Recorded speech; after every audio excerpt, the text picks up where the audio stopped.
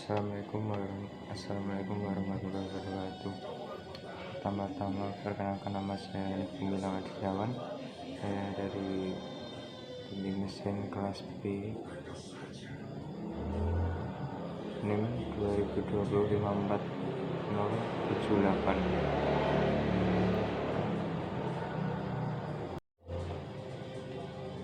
Pertama-tama marilah kita panjatkan puji syukur kehadirat Allah Subhanahu wa Ta'ala karena telah memberikan rahmat serta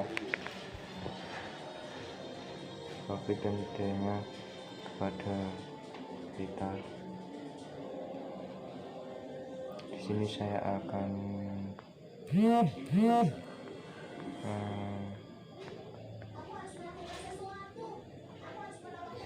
berkhotbah dengan tema iptek dalam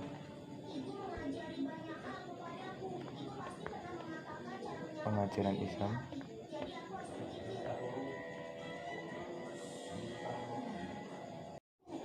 Pengertian ilmu pengetahuan. Pengetahuan ialah segala sesuatu yang diketahui manusia melalui tanggapan panca indera,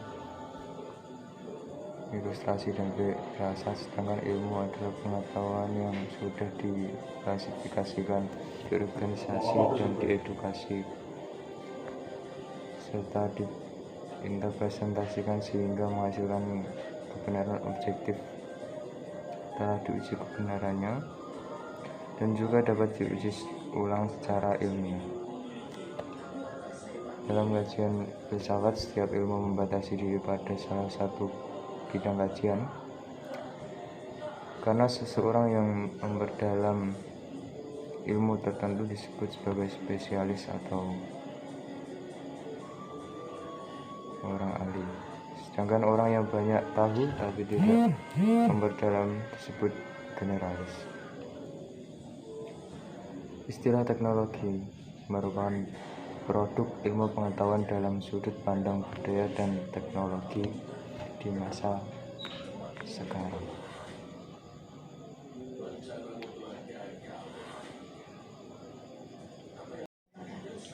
Teknologi merupakan salah satu alat unsur budaya sebagai hasil penerapan praktis dari ilmu pengetahuan dan selalu berkembang sesuai dengan zamannya. Meskipun pada dasarnya teknologi juga memiliki karakteristik objektif dan netral, akan tetapi dalam situasi seperti ini teknologi sangat dibutuhkan oleh semua manusia karena perkembangan zaman yang semakin pesat dan semakin maju. Teknologi juga memiliki karakteristik objektif dan netral, akan tetapi dalam situasi seperti ini teknologi menjadi tidak netral. Juga memiliki potensi yang merusak generasi dan potensi kekuasaan iptek menurut Islam. Allah berfirman dalam Al-Quran, Allah akan mengangkat derajat orang-orang yang beriman dan berilmu pengetahuan beberapa derajat. Quran Surat Mujadilah 58:11. Pada surat lain katakanlah, adakah semua orang-orang yang berilmu dengan orang yang tidak berilmu? Sungguhnya hanya orang-orang yang berakhlaklah yang dapat menerima pelajaran.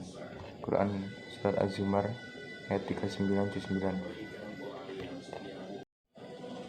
Adapun hadis Nabi yang berkaitan dengan ilmu, di antara didiklah anak-anakmu, karena mereka itu diciptakan buat menghadapi masa depan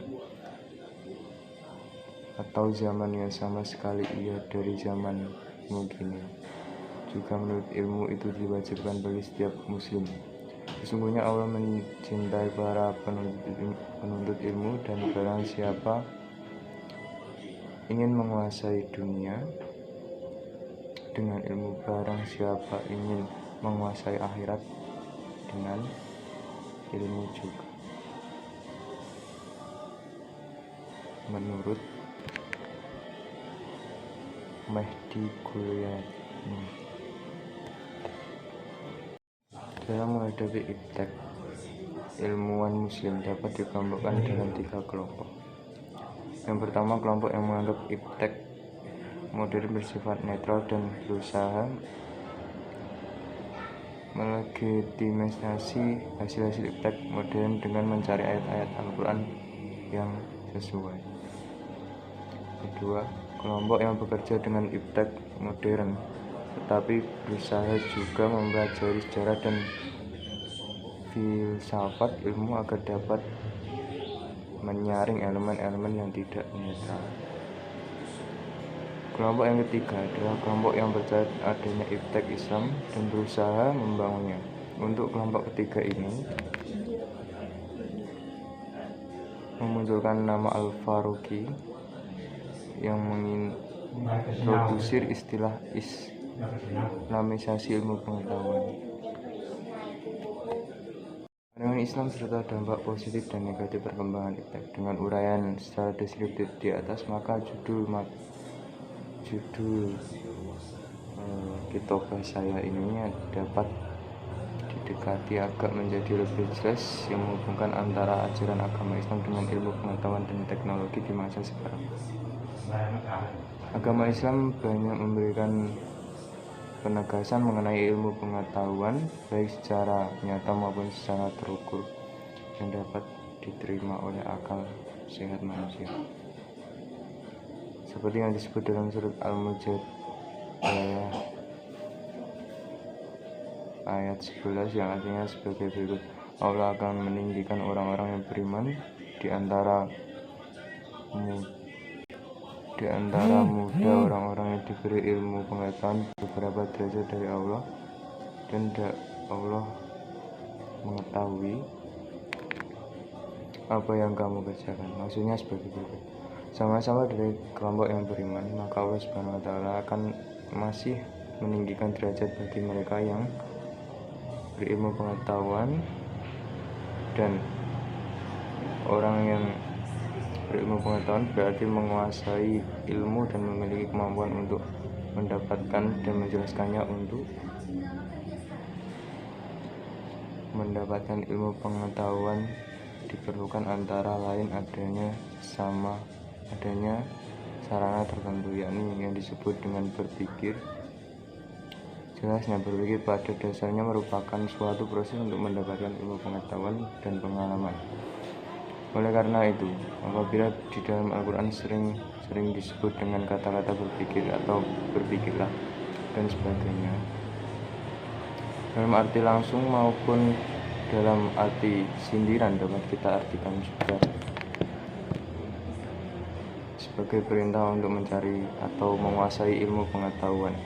Dalam Al-Quran dan hadis sangat banyak ayat-ayat yang menerangkan tentang hubungan ajaran Islam dengan ilmu pengetahuan serta pemanfaatannya yang kita sebut iptek.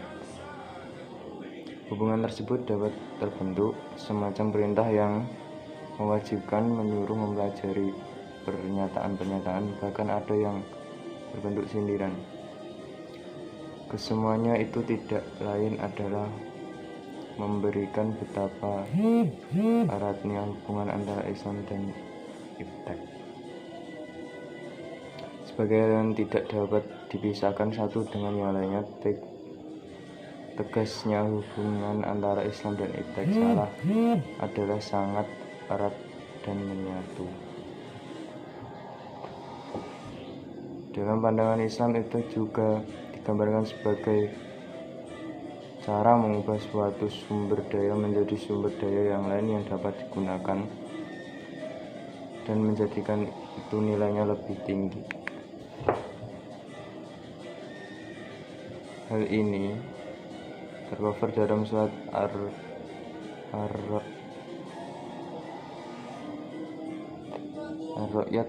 ayat 11, yaitu sesungguhnya Allah tidak merubah keadaan suatu kaum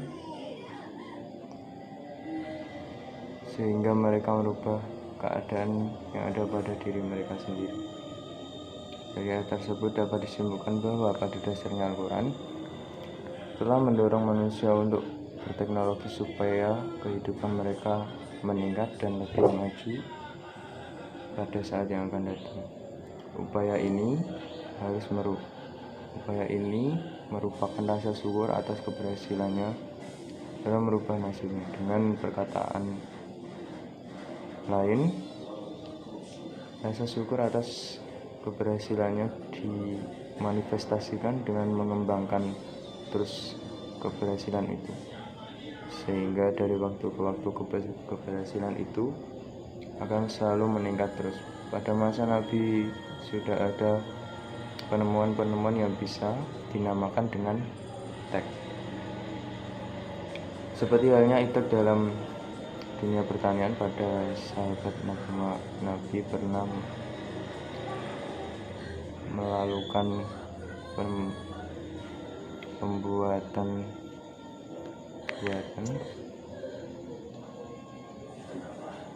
pada pohon kurma. Lalu Nabi menyarankan agar tidak usah melakukannya. Kemudian ternyata buahnya banyak yang rusak, dan setelah itu dilaporkan kepada Nabi. Maka Nabi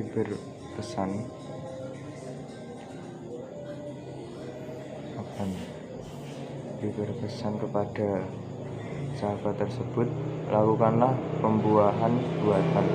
Kalian lebih mengetahui tentang urusan dunia kalian. Di dalam Al-Quran disebutkan juga secara garis besar tentang teknologi, yaitu tentang kejadian alam semesta dan berbagai proses kealamiannya, tentang penciptaan makhluk hidup,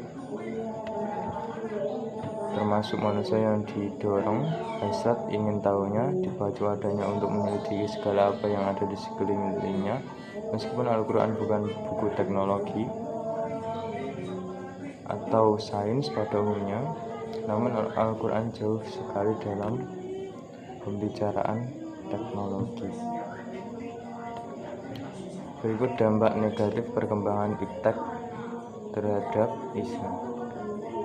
Satu, iptek dapat merusak moral seorang, yang dimana konten-konten yang berada di dalam internet atau media sosial lainnya bersifat negatif atau cybercrime, pornografi, dan lain sebagainya.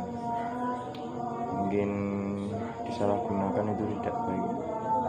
Kedua, selanjutnya iptek dapat membuat orang menjadi malas. Hal tersebut dikarenakan dengan iptek segala hal yang ada di dunia ini terasa lebih mudah untuk didapatkan. Tidak jarang ada orang yang menjadi malas dikarenakan adanya hal tersebut. Ketiga, banyaknya perkembangan film yang dibuat oleh Yahudi yang dapat merusak persatuan umat Islam.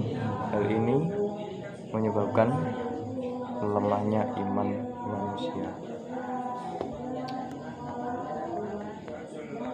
Berikut dampak positif perkembangan iptek terhadap Islam. Pertama, iptek dapat menyelesaikan pekerjaan kita menjadi lebih mudah. Kedua, dengan adanya iptek kita juga dapat mencari informasi di dunia ini dengan cepat dan tidak perlu bingung. Dengan adanya iptek, ketika umat Islam yang kesulitan membawa Al-Quran, sekarang ada aplikasi Al-Quran yang dapat membantu. Keempat, dan dengan adanya iptek, manusia dapat membawa dirinya menuju zaman yang lebih modern dari zaman-zaman sebelumnya.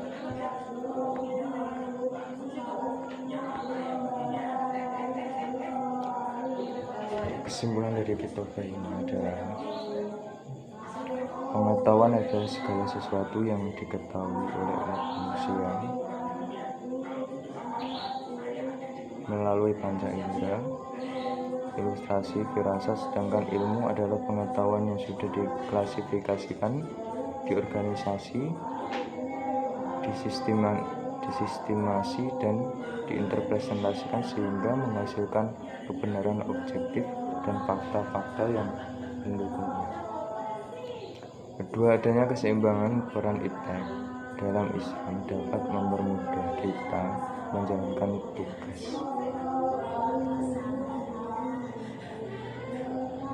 tanpa mengorbankan satu di atasnya. Dan jika kita mengutamakan iptek, maka keimanan kita akan menurun. Jadi kita harus pandai mengatur waktu antara menggunakan iptek di dunia, dan kita harus membagi waktu juga untuk kewajiban kita sebagai umat manusia, menjalankan kewajiban kita untuk